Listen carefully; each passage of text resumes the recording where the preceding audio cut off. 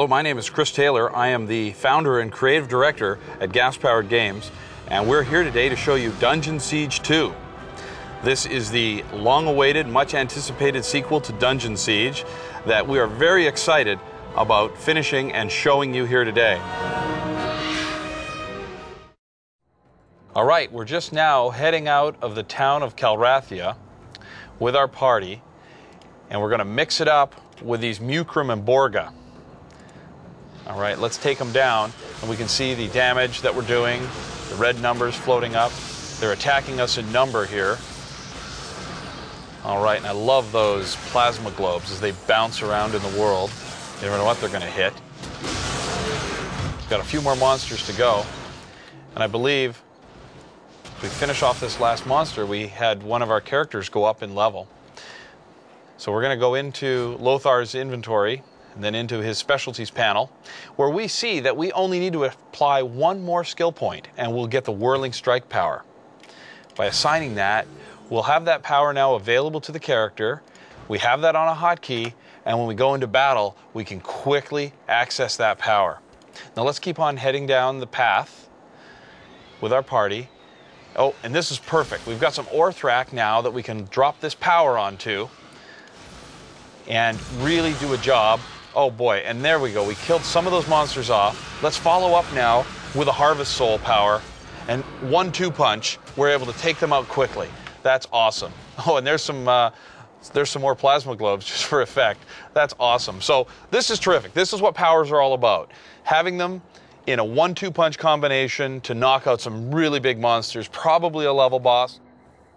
Let's pop open Daru's inventory here, and we can see that we've picked up the last item in a set. And this item, once equipped, gives us the big set bonus. And that gives us all kinds of bonuses, like we've got 110 mana, some combat magic, power recharge rate is going up. We've got some combat magic skill points and 13 armor. So we're talking about an awesome set. We'll have to decide when we're using that set versus, say, using this staff we've just found, which is an enchantable ritual staff.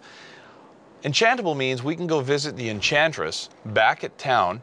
We can take reagents with us that we found throughout the world and actually have her enchant the staff to give us a special item that we've crafted ourselves. All right, now as we arrive at the enchantress, we can open up all 4 characters' inventories simultaneously and collect up all the reagents that we want for this particular staff that we're going to make. All right, we've got a few more. Then we're going to pop it open, pop into the enchantress, and she's going to allow us to drag that staff over.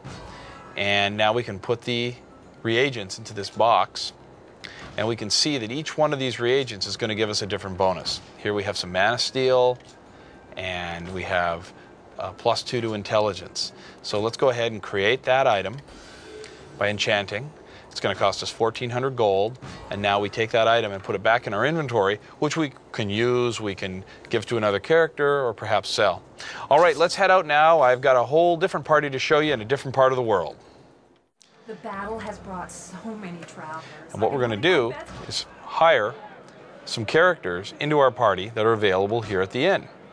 Now, at any time during the game, if we wanted to, we could disband a character from our party, and they'd end up back here at the inn so that we could go get them and have them rejoin. That way we can try different characters at different times. So we're going to go ahead and add Daru, and at any time we can adjust our on-screen character portraits.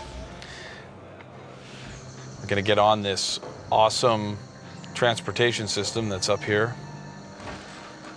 And you can see us zipping across. Our world, of course, is lush 3D. It's cool. You can see the amount of detail and work that went into this town. All right, so here we are. We're going to go get a quest. Different characters throughout the world will give you quests, and we have primary quests and secondary quests. Primary quests take you through the main story arc of the game, where secondary quests involve more exploration and possibly some puzzles and other things that you can do at your leisure. And at any time, you can come back and complete them if you don't do them the first time through the game. Now we're going to open up our journal, which keeps track of all manner of things that go on in the game, from quests, both primary and secondary, throughout all 3 acts. We have a lore book. This keeps track of all the different lore items that we find in the world, and really is the ultimate source of all information, whether they be tutorials that you've been given and read or skipped and what have you. Now let's take the pack mule, which is a pet that we bought in town, and he was a baby when we got him. But now we've been feeding him items, and he's all the way up to juvenile, and he's almost to adolescent stage. So we're going to find some items to feed the pack mule so he'll level up. So we've got a cool helmet, and that was enough. So here he goes. He's kicking and bucking. He's happy. He's gone up a level. And in doing so, we actually get an extra bonus for the pet. We get plus 10 strength and even more strength because the items we've been feeding the pet are of this category. So this means that anytime during the game you find items in the world, you can simply feed them to your pet. I know it's a crazy idea, but we love it. It's a great way to clean out all those random items that you've got in your inventory or things you've found throughout the world. Instead of bringing them back to town and selling them or giving them to another character, you can go ahead and feed them to your pet. Now what that did is it actually increased the size of the pack mule's inventory. So he already has a pretty great inventory, but each time he goes up in level, he gains another panel. So we've got this huge inventory capacity in the pack mule. All right, here we are. We've got a different party this time. We've got Lothar, who's dual wielding. We've got Princess Eva, who's carrying a fighting staff.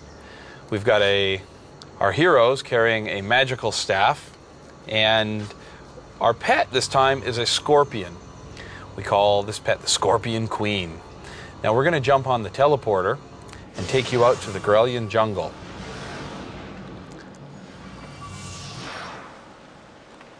All right, here we are, just outside this tower. We're going to go in and take this platform down. By clicking on that lever, all the party members got on that platform. And we're under attack here by these Haku witch doctors. We're going to take them on, and you can see the awesome particle effects on each of those weapons. We're going to loot this secret area down here by picking stuff up off the shelves and out of this basket. We've got some armor, got all these items on the ground. All right, and then we can jump back on the platform here, on the elevator, and up we go. Now, like everything in the world of Dungeon Siege 2, all of our areas are seamless. You never see a loading screen. They just transition from one area to the next. And here we're being attacked by a Volk who throws these giant boulders, and Lothar's doing a nice job with his swords taking him out. Let's head on down the path now.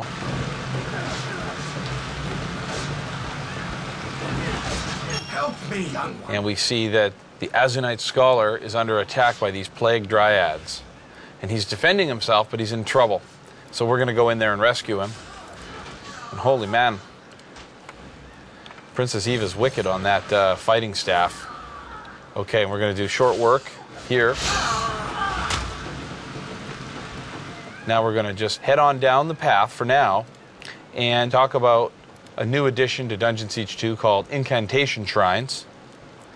Now, this is where we can issue special chants. Now, first of all, we're going to take on these black scorpions who are trying to get on the shrine with us. Perhaps they have chants of their own they'd like to issue.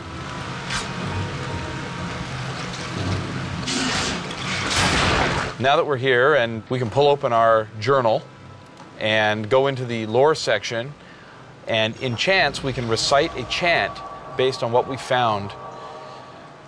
These chants are found all throughout the world, and we collect them up, they go into our journal, and then we can issue them whilst on the incantation shrine. See the cool effects that we have indicating that we've got this chant. In addition to that, all the regular effects that we have on all the weapons. This engine is capable of producing the most amazing effects. We're going to head back down the path and visit our scholar, who's going to tell us another piece of the story and hopefully help us, because our path is blocked here.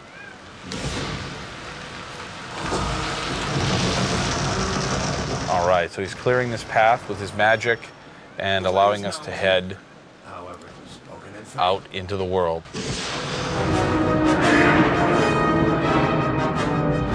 All right, that's our presentation for today. Hope you enjoy the game. Thanks a lot.